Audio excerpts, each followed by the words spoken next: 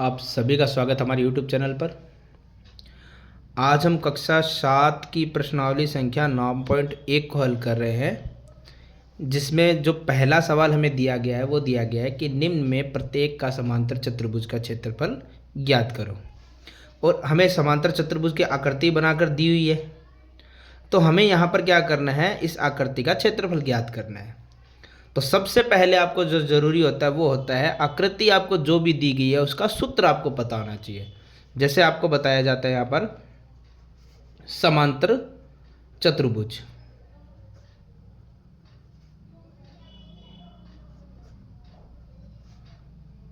जो कि बड़ा आसान होता है। समांतर चतुर्भुज का क्षेत्रफल होता है आधार और गुणा में ऊंचाई। तो आपको आधार का पता होना चाहिए और ऊंचाई का पता होना चाहिए। इसका सिंपल तरीका एक ही होता है, आकृति किसी प्रकार से बनी हो, आपको सबसे पहले ये जो 90 डिग्री का कोण है ये देखना है। इसकी साथ वाली भुजा होती है ऊंचाई और उसके नीचे वाली भुजा होती है आधार। तो आधार हमारा हो गया 7, ऊंचाई हमारा हो गया है 4, जो कि आपको क्लियरली दिया गया है। तो इस प्रकार से आधार और गुणा ऊंचाई की हमें करनी है गुणा। तो 7 चौक हो गया है 28। और जब भी आप क्षेत्रफल ज्ञात करते हैं तो सेमी या मीटर जो भी दिया होता है तो उसके पीछे लगाया जाता है स्क्वायर, यानी कि वर्ग सेंटीमीटर।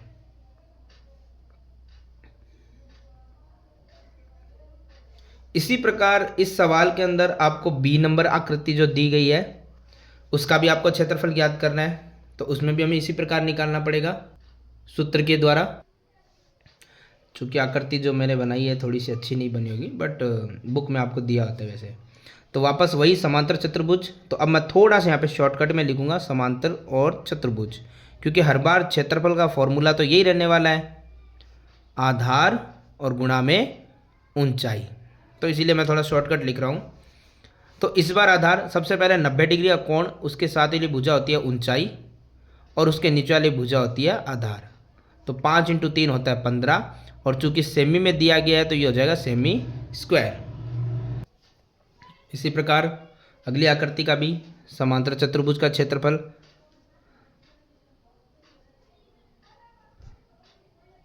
जो कि उसी प्रकार रहने वाला आधार गुणा में ऊंचाई।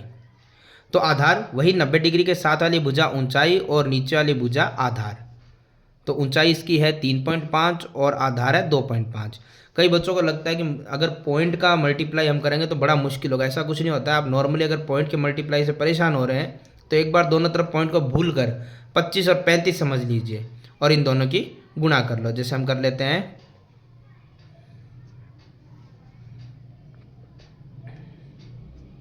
अब जितनी संख्या पहले पॉइंट है वो काउंट कर लो। इसमें एक संख्या पहले, इसमें एक संख्या, यानी टोटल 2 संख्या पहले पॉइंट आ जाएगा आपका और सेंटीमीटर स्क्वायर हो जाएगा। ये थोड़ा सा यहाँ पे करेक्शन करेंगे क्योंकि मैंने 35 की मल्टीप्लाई की थी, बट यहाँ पे एक मिस्टेक होगी।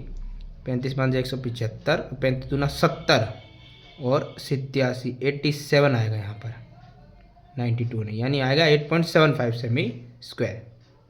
अगली जो आकृति हमें दी गई है उसमें क्लियरली यहाँ पर इस प्रकार की आकृति दी गई है और यहाँ पर आपको दिया गया है 4.8 सेमी।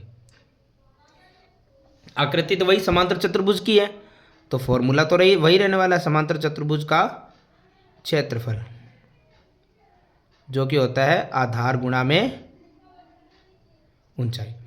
अब एक चीज इसमें ये नोट करनी है कि आधार हमेशा हम ये वाला देख रहे थे, लेकिन इस बार हर बार ये नहीं होगा। मैंने पहले ही कहा था आपको 90 का एंगल जो होता है उसके साथ वाली भुजा ऊंचाई होती है। तो इस बार 90 का एंगल कुछ इस प्रकार से बना है, तो उसके साथ वाली ऊंचाई होगी यानी कि 4.8। और जहां भी 90 का कोण उसके नीचे वाला आधार होता है, तो 90 का कोण अगर ऐसे है तो इसके नीचे वाला आधार हो जाएगा 5।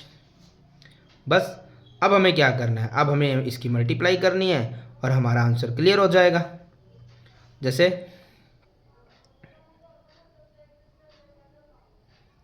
चौबीस 0.0 का मतलब 24 ही रहता है, तो इसको हम ऐसे भी लिख सकते हैं 24, ठीक है, और सेंटीमीटर है ऊपर आ जाएगा स्क्वायर। इसी के अंदर जो अगली आकृति है, सॉरी ई नंबर है, मैंने यहाँ पे 5 लिख दिया, 5वां सवाल है वैसे ये। इस प्रकार आकृति है समांतर चतुर्भुज का क्षेत्रफल ज्ञात करना है। सबसे पहले तो फॉर्मूला ही लिख देते हैं हम, जो कि होता है आधार गुणा में ऊंचाई। तो देखो वापस वैसे ही आकृति में आपको 90 डिग्री कोण ये दिया है, तो इसके साथ वाली भुजा ऊंचाई हो गई और इसके नीचे वाली भुजा हो गई आधार, और दोनों की हमें क्या करनी है, गुणा। तो हमारा हो गया यहाँ पर 8.8 सेमी स्क्वायर। तो इस प्रकार से हमारा पहला सवाल होता है समाप्त। सवाल नंबर 2 में दिया गया हमें निम्न में प्रत्येक त्रिभुज का क्षेत्रफल ज्ञात कीजिए, और आकृति त्रिभुज की बना के दी है। तो इस बार हमें अगर त्रिभुज का क्षेत्रफल निकालना है तो त्रिभुज के क्षेत्रफल का सूत्र सबसे पहले हमें आना चाहिए, वो भी जब जब आपको 90 डिग्री का कोण दिया हुआ हो। तो इसका होता है 1/2 आधार गुणा ऊंचाई, यानी पिछले वाले सवाल से सिर्फ 1/2 का फर्क आया, क्योंकि पहले भी आप आधार और ऊंचाई की गुणा तो समांतर चतुर्भुज में भी कर ही रहे थे। अब 1/2 और आ गया आपको, बस एक्स्ट्रा यही है। तो 1/2 एज इट इज रहेगा। आधार ऊंचाई तो आप पहले जैसे निकालते थे वैसे है, 90 डिग्री के साथ वाली भुजा ऊंचाई होती है और 90 डिग्री के नीचे वाली भुजा होती है आधार। तो यहाँ 2 से 4 कट रहा है 2 बार, और 2 × 3 होता है 6, और वही सेमी है तो सेमी स्क्वायर, क्योंकि क्षेत्रफल किसी भी आकृति का निकाला जाए वो है वर्ग सेमी का आपको निशान लगाना आवश्यक होता है। इसी के अंदर हमें दूसरी आकृति दी गई है त्रिभुज की, उसके अंदर इस प्रकार से आकृति दी गई है 3.2 सेमी और यहाँ पर है 5 सेमी। तो निकालना तो वही त्रिभुज का क्षेत्रफल ही है, त्रिभुज का क्षेत्रफल। तो फॉर्मूला वही 1/2 आधार गुणा में ऊंचाई। तो 1/2 है आधार, जैसे कि आपको बताया गया कि 90 डिग्री जब आकृति में समांतर चतुर्भुज में भी इस प्रकार हो रहा था तो आधार नीचे वाला ही रहता था। इस बार भी ऐसे ही कि 90 डिग्री के नीचे वाला आधार रहेगा और 90 डिग्री के साथ वाली भुजा ऊंचाई रहेगी, जो कि है 3.2। तो काट सकते हैं हम, 2 से 32 कट रहा है 16 बार, और एक संख्या पहले जो पॉइंट था वो वैसे का वैसा, यानी 3.2 का आधा 1.6। 5 की गुणा करनी 1.6 से, जो कि हम नॉर्मली कर सकते हैं। ये हो जाएगा हमारा 8.0 या 8 भी कह सकते हो सेमी स्क्वायर।